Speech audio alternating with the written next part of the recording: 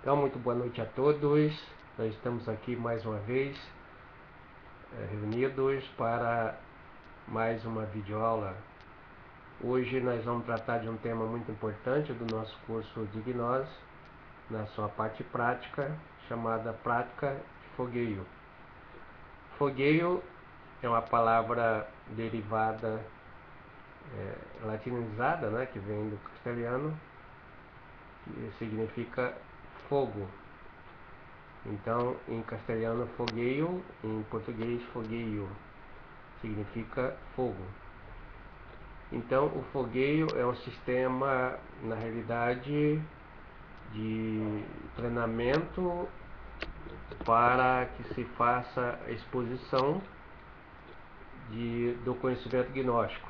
Então, foi um sistema usado pelos veneráveis mestres Samael e Rabulot para a difusão da gnose samaeliana. O venerável mestre Samael utilizava com os seus discípulos para prepará-los, também os missionários. A mesma coisa fez o venerável mestre Rabulot, que seguiu as normas do venerável mestre Samael, então usava o fogueio para preparar os missionários e os instrutores para a difusão, a disseminação do conhecimento gnóstico, o que se constitui um verdadeiro movimento gnóstico. O venerável mestre Rabulot, então, consta, né, que tinha uma luzinha lá no seu escritóriozinho, numa chácara, e ali ele fazia o fogueio com as pessoas que passavam por ali, os missionários, os instrutores. Então eles iam à lousa e ele fazia questão de ser, então, o primeiro, né, a puxar essa prática naquele instante. Foi passada a todos nós no movimento gnóstico. A prática do fogueio era uma prática regulamentar entre todas as práticas gnósticas que lá haviam, e era uma prática obrigatória para todo o instrutor que quisesse trabalhar o terceiro fator de evolução da consciência, quisesse ditar conferência, fazer exposição do conhecimento gnóstico. Então era uma prática semanal obrigatória para todos os instrutores. Então, quando eu iniciei na nova ordem, eu terminei o curso, a gente terminava o curso de 72 conferências para ter uma noção da doutrina gnóstica básica. Daí a gente ia para o fogueio. Então, no fogueio, nós ficávamos obrigados a foguear um tema por semana e avançando na ordem sequencial, do 1 até o 72. E quando estivesse terminado de foguear os 72 temas, o aspirante, então, a instrutora, já estava apto, né, a passar a instrutora e a ditar conferência. E assim foi esse sistema que deu conta, né, de toda uma didática, de toda a passagem de difusão do conhecimento gnóstico no mundo todo, durante todo o tempo que existiu a Nova Ordem. Foi um programa de sucesso. No tempo dos Veneráveis Mestres, o fogueio leva esse nome porque significa fogo, né?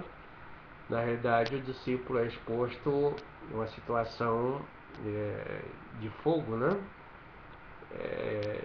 Que na realidade era sorteado um tema, então, desses 72 temas para os fogueantes, e o tema que caísse, a pessoa tinha que fazer, então, a explanação de acordo com a sua compreensão daquele determinado tema. Já no meu tempo eu não peguei assim tão bravo, né, o fogueio.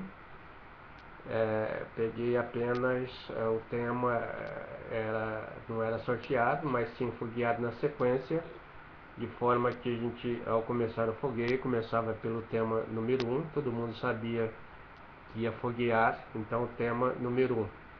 Então fogueávamos primeiro os instrutores, depois vão os aspirantes, é assim obedecendo a hierarquia. E o fogueio é um método de treinamento, não é para que a gente vá lá e dê uma conferência na íntegra. É para que a gente vá lá e faça uma síntese da conferência. Então o tempo disponível é sorteado, rateado, né, entre os participantes. Vamos supor que tenha 3 fogueantes para 1 hora de fogueio, toca 20 minutos para cada um. Aí, se tiver 12 fogueantes, então vai tocar 5 minutos para cada um, e tem que ser disciplinado, cada um obedecer o seu horário. Então nesses 5 minutos é o tempo que tem para ir lá à lousa, né?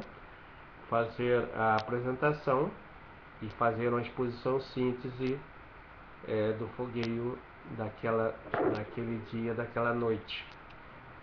Hoje nós não temos mais um movimento gnóstico instituído, nós estamos aqui na versão online, e então é muito diferente, mas é preciso que nós tenhamos esse programa de preparação de monitores para que possamos levar adiante o programa de difusão da gnose samaliana, dessa nova versão modernamente do Movigol, Movimento Gnóstico na Ordem Livre. Então é interessante participar desse programa online, diferente da versão presencial. Então nesse sistema de fogueio se prepara instrutores para a explanação do conhecimento gnóstico, mas na realidade a pessoa que participa do fogueio, ela fica um expert na transmissão de qualquer conhecimento, principalmente do conhecimento epistêmico. Então ela tem uma habilidade, uma adaptação, uma capacitação também para dar aulas, falar em público em geral, transmitir conferência tanto online como como presencial. Então é muito importante. Além disso, devemos dizer que o fogueio se constitui numa ótima oportunidade para o trabalho de morte em marcha. É um excelente ginásio psicológico, onde ali afloram os elementos componentes do ego, principalmente da legião da alta importância, da legião do orgulho, da vaidade. Surge eu de medos, eu de temores, etc, etc. E se estivermos em auto-observação, é uma oportunidade excelente para fazer a eliminação desses elementos psicológicos. Então, não era possível, não é possível, né, fazer um movimento gnóstico. Movimento gnóstico significa movimentação do conhecimento. O conhecimento em si ele é estático. Para movimentar precisa de pessoas. Então essas pessoas que vão movimentar são os instrutores. Então dizia o venerável mestre Rabulu que a instrução é a forma mais elevada que tem um estudante gnóstico para praticar o terceiro fator de revolução da consciência. Então é uma forma de caridade da mais alta expressão, nos termos crísticos, né, de Jesus Cristo, que ele preparou os seus apóstolos para que levassem a boa nova.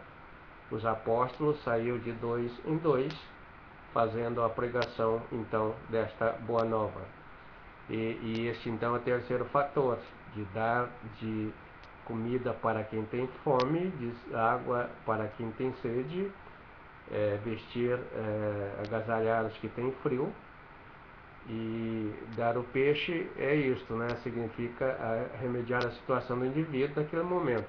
Agora ensinar ele a pescar o peixe, né, para que ele seja autônomo, é dar os ensinamentos, é passar essas orientações.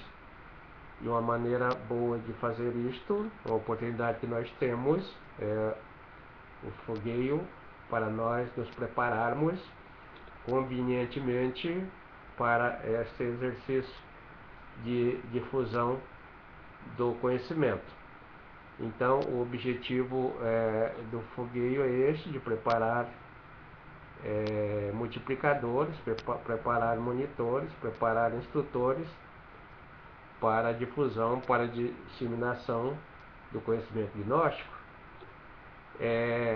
O conteúdo usado nos fogueios é o conteúdo que nós usamos no curso, as 90 lições, os 90 temas da doutrina gnóstica do Venerável Mestre Samael, do Venerável Mestre Abulô, embasada nos 3 fatores de evolução da consciência.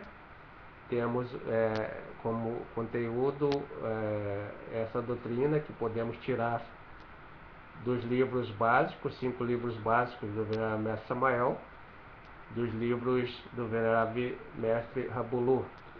Temos no curso de Gnose Samariana da Aguissal, além desses livros, vídeos, áudios, um material didático amplamente especializado, né? Didaticamente embasado, habilitado para recebermos todos os estudantes que ainda nos dias de hoje possuem o anelo de conhecer essa ciência transcendental, que é a gnose, a eterna ciência dos sábios. Então, para a formação desses instrutores, desses multiplicadores, desses moderadores, que nós temos o fogueio como estratégia. Nós temos então material, né? Temos a TV Websal, onde diariamente são transmitidas 2 conferências por cada moderador. Então, para esse programa, os moderadores são obrigados, né, para cada vez treinarem mais, e todos aqueles que sentirem no seu coração a vontade de praticar o terceiro fator de evolução da consciência na sua forma mais elevada, seja bem-vindo. Nós estamos aqui à disposição de vocês. Mas eu já sei dar conferência, né? Eu não preciso foguear. E não é isso que o Venerável Mestre Abulô fazia, né? Ele é o mestre, né? Ele sabia dar conferência e passar ensinamento diretamente do seu mestre interno da melhor forma possível, e ele era o primeiro a treinar, a dar o exemplo. Treinar para o fogueio, para essa prática, é se qualificar da mesma forma de um jogador de futebol, por exemplo, o Pelé, no seu tempo áureo. Quando terminava o jogo, o pessoal, daí a pouco, antes de ir embora, já via o Pelé no campo de novo. O que ele estava fazendo? Ele já estava treinando para o próximo jogo. Mas Pelé, você é o melhor jogador, você não precisa treinar. Ele é aí que se engana, né? O treinamento é que faz a diferença. Então, em qualquer profissão, em qualquer esporte, o que vai fazer a diferença é o treinamento. E para nós também, comunicadores do conhecimento gnóstico, a diferença vai ser feita pelo nosso treinamento, pela nossa disciplina, em participarmos do fogueio semanalmente, pelo menos uma vez por semana. Então, quem é que participa do fogueio? As pessoas que vão foguear, que estão interessadas na disseminação, nessa prática do terceiro fator, para editarem conferências e também as pessoas que querem ouvir, aqueles ouvintes que estão ali fazendo coro, estão participando de uma prática assistida pelos veneráveis mestres e elevam muito o nível dos participantes do fogueio ao fazer perguntas fortes, né, elevadas, para forçar a capacitação, a formação do instrutor, do moderador. Então o participante também está fazendo uma prática, pode fazer um comentário, pode simplesmente chegar ali, dizer o seu nome, fazer uma apresentação pessoal, já participou do fogueio, já fez essa prática, é um merecedor de dharmas, né? Como promete o Venerável Mestre Rabulu, o Venerável Mestre Samael, de natureza espiritual. Então, ao participar de um fogueio, de uma conferência gnóstica, online ou presencial, ela é diferenciada do conhecimento epistêmico. Todos nós nos preparamos para ouvir e obedecemos a regra fundamental da comunicação, que vale para os fogueantes. A regra fundamental da comunicação diz que no envio de uma mensagem do emissor até o receptor, só pode ter um emissor, pode ter vários receptores, mas emissor é só um. Quando tem mais de um emissor que falam paralelamente, cria-se uma competição sonora, cria-se ruído na mensagem, a mensagem não chega ao receptor. Então aqui para nós, nas conferências também vale essa regra. Às vezes, pelo simples fato de uma pessoa estar falando ou estar passando um vídeo, a outra digitar alguma coisa, já desfocaliza a atenção dos participantes. No fim, acaba ficando a fala, né, do monitor, ou vídeo, ou qualquer coisa que esteja passando, fica com um pano de fundo.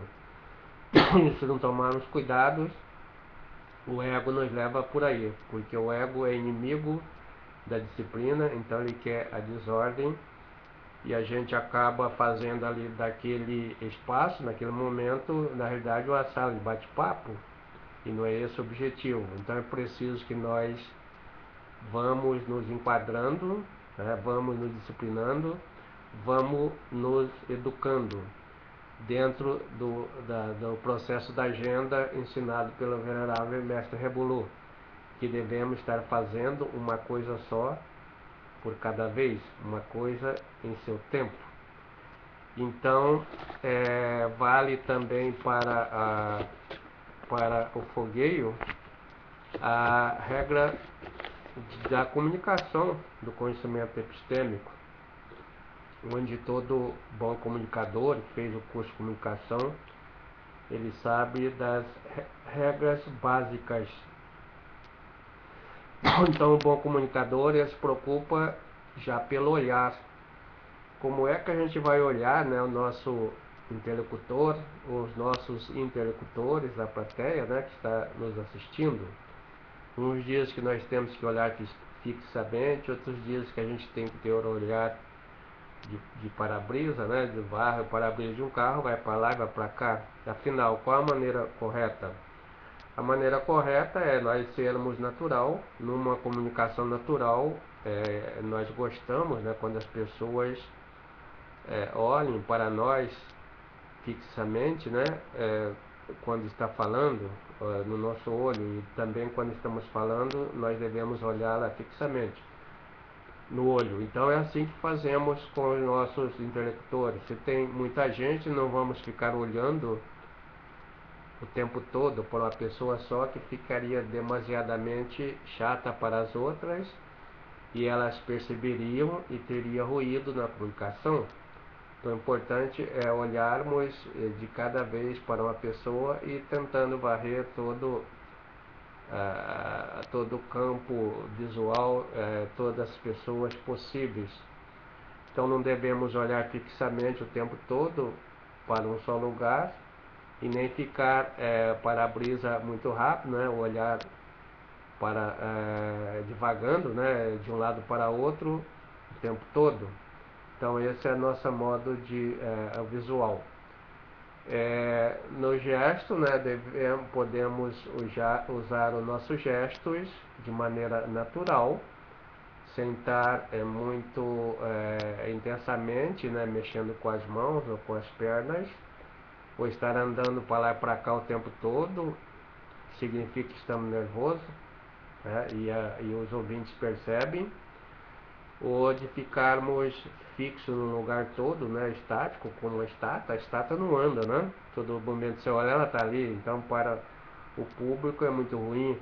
Então devemos ter o equilíbrio entre não ficar parado e entre não estar movimentando muito. Movimentar adequadamente, naturalmente, com consciência desta movimentação para que não caia em exagero e para que se mantenha o equilíbrio. Então, outra coisa também muito importante que surgiu lá pelos anos de 1960 na história da comunicação, todo comunicador sabe disto, é a entonação. Então, a entonação de voz, se vocês prestarem atenção, as emissoras televisivas, as emissoras de rádio, né? Todos os seus locutores, se você ouvir um, dá a impressão que está ouvindo todos, né? Todos falam quase da mesma forma. Então isto é uma patente da emissora e é escondida a 7 chaves, né? Chama-se entonação. Nesta entonação nós podemos treinar. Isto significa você saber colocar ênfase na frase da maneira correta. Você pode colocar no final da frase, na última palavra, você pode colocar na frase inicial, você pode colocar em todas.